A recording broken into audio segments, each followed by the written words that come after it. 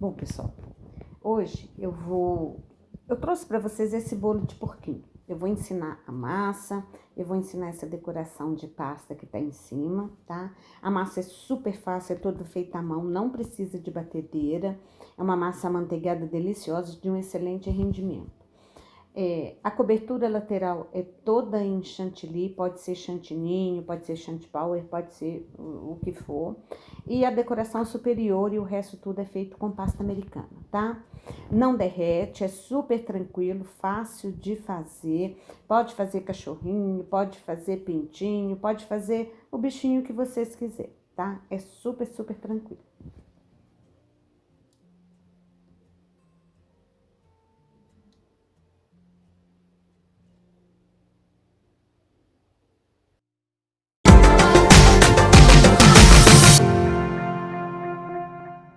Bom, então vamos lá. Para essa receita, a gente vai precisar apenas de um bowl, de uma tigela que seja, né? E um fouet, tá? Nós temos aqui no bowl 100 gramas de manteiga, né? Sem sal. Quem quiser usar com sal também pode. Nós temos 2 xícaras de açúcar refinado, 3 ovos. Nós temos 2 xícaras de farinha de trigo, 1 colher de sopa de fermento e 1 xícara de chá de leite. Nós vamos começar assim. Vamos dar uma misturada na manteiga, tá? Quem quiser fazer com margarina, pode. Mas a manteiga, nesse caso, ela é muito especial, ela é muito boa, por causa do sabor também, tá? Pode usar com sal também, quem quiser, não tem problema não. Eu vou colocar o açúcar todo de uma vez, na manteiga, aliás, e a gente vai dar uma misturada bacana. Vamos misturar até que o açúcar homogeneize com a manteiga, tá? Quem não tiver fouet, quem não conseguir ou não gostar, pode usar uma colher de pau ou um pão duro. O importante é mexer, misturar e ficar bem misturado, tá? Para poder dar um resultado assim, cremoso, aquele resultado mais fofinho. Não é batido na batedeira, mas o fato de ser feito à mão também vai nos proporcionar esse mesmo resultado. Eu vou colocar os ovos todos de uma vez. Quem quiser, quem gostar de trabalhar, de colocar um a um, sinta-se à vontade. Não vai fazer diferença nenhuma, tá? Só vai facilitar na hora de mexer, porque às vezes a gente empolga e o ovo acaba saindo pelas beiradas, mas fora isso não tem impedimento nenhum. A ordem dos fatores aqui não vai alterar em nada. O importante é que seja bem homogeneizado, que se bata bem para que incorpore tudo, tá? Eu vou misturar o fermento na farinha. Eu vou colocar metade da farinha de uma vez. Quem quiser colocar um terço, quem quiser colocar um quarto e fazendo aos poucos, pode. Não vai fazer diferença, tá? Eu fiz de 2 etapas para vocês verem que é uma coisa muito rápida, muito tranquila de ser feita. Tragam sempre a farinha das beiradas para dentro. Eu vou colocar metade do leite, vou tornar, mexer, incorporar. E agora eu tô colocando o resto da farinha. É o restante mesmo, é 2 etapas, coloquei o restante. Então eu dou uma pré-mistura, ela começa a incorporar, depois eu coloco o restante do leite para acabar de fazer a mistura, tá? É uma massa mais densa, ela fica uma massa um pouquinho mais pesada, mas o resultado não é assim, é um resultado fofinho, a massa muito gostosa. Quem quiser fazer para tomar com café da tarde, com chá também pode saborizar. Quem quiser colocar carga também fica a critério, pode colocar. Nós vamos misturar de novo, bater bem para homogeneizar o restante da farinha com o leite, tá? Nesse caso, não tem problema bater com esse vigor todo, porque é uma massa amanteigada, não vai ter problema, tá? E ela, assim, não tem segredo. Por isso que eu quis trazer essa massa para vocês. Você vê que já tá pronta, não leva nem 10 minutos para poder preparar. Então, assim, acho que até uma criança consegue fazer, porque é muito, muito tranquilo, tá? Eu uso pão duro justamente para poder tirar o restante que fica na beirada da tigela e para trazer do fundo para cima. Se ficar um pouquinho de leite parado ou um pouquinho de farinha, isso ajuda. Olha para vocês verem a textura da massa, é muito boa. Apesar de densa, mais pesadinha, ela dá um resultado muito bom. É uma massa que ela no forno convencional é 180 graus. Se for um forno elétrico, alguns vai a 160, porque geralmente a temperatura vai um pouquinho mais alta. Eu não tenho muito hábito de colocar as massas em forno pré-aquecido. É lógico que há massas que precisam ir em fornos pré-aquecidos, e eu respeito muito isso. Nesse caso, eu coloco eu termino de colocar a massa na assadeira, ligo o forno e coloco a massa lá dentro. Quem quiser pré-aquecer e se sentir confortável pré-aquecendo, pré-aqueça uns 3, 5 minutinhos antes. Não pré-aqueçam com muito tempo, porque esquenta demais, a massa cresce, vira uma montanha, e aí às vezes a gente quer uma massa que cresça uniformemente, se põe num forno muito quente, ela cresce de uma vez e ela só vai crescer o meio. As laterais ficam um pouco baixas e às vezes você não tem aquela altura que você espera que tivesse, né? Nosso bolo tá assado, eu vou começar a montagem. Vejam que tem os 4 discos, né? Eu vou montar no papel, nesse papelão prateado, né? Já tá tudo cortadinho na altura que eu preciso. Então, é assim, eu ponho um pouquinho do recheio para colar o bolo. O bolo tem que ser colado no prato. Se não colar, não rola, gente. Vai andar, vai soltar e ninguém merece, né? Entregar bolo andando pro cliente, né? É um pouquinho só mesmo para o bolo fixar, para esse disco fixar. E a primeira parte é a parte do fundo, que eu coloco para baixo, tá? Eu rego com leite condensado e água. Quem quiser pode regar com água e açúcar, água saborizada, calda, fica a critério. Quem quiser colocar bebida alcoólica, isso aí é da vontade de cada um. Não existe uma coisa assim, ó. Agora, tem que tomar cuidado para regar. Parece que eu tô pondo muita calda, mas a colher é pequena, tá? Então, tem que tomar muito cuidado com isso, viu? Não molhar demais, porque senão o bolo desmancha.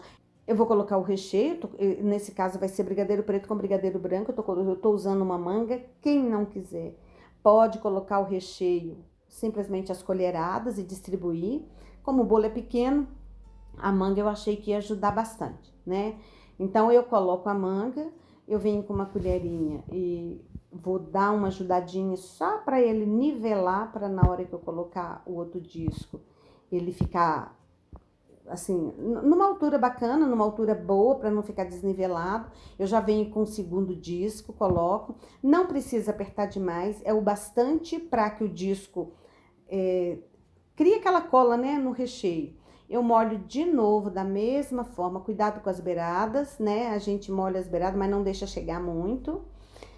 Disquinho molhado, bolo molhadinho, agora eu vou colocar o acetato. Eu poderia ter feito isso já na assadeira ou já ter colocado o acetato. Eu coloquei as 2 camadas, porque assim o próprio bolo vai me ajudar na hora de colocar o acetato por causa da circunferência do bolo, tá? É um acetato grande, porque eu corto o acetato grande que eu uso para assadeira até 35 centímetros de diâmetro. Mas quem não quiser, corta o acetato só o bastante para circunferência e 2 centímetros mais ou menos para o traspasso. Vou colocar o brigadeiro branco, também estou usando a manga, né? Coloco no disco todo. Quem quiser chegar mais para a beirada pode, se não quiser não tem necessidade. Recheio espalhado, vamos para o terceiro disco, né? Também a pressão é o bastante só para acomodar o disco.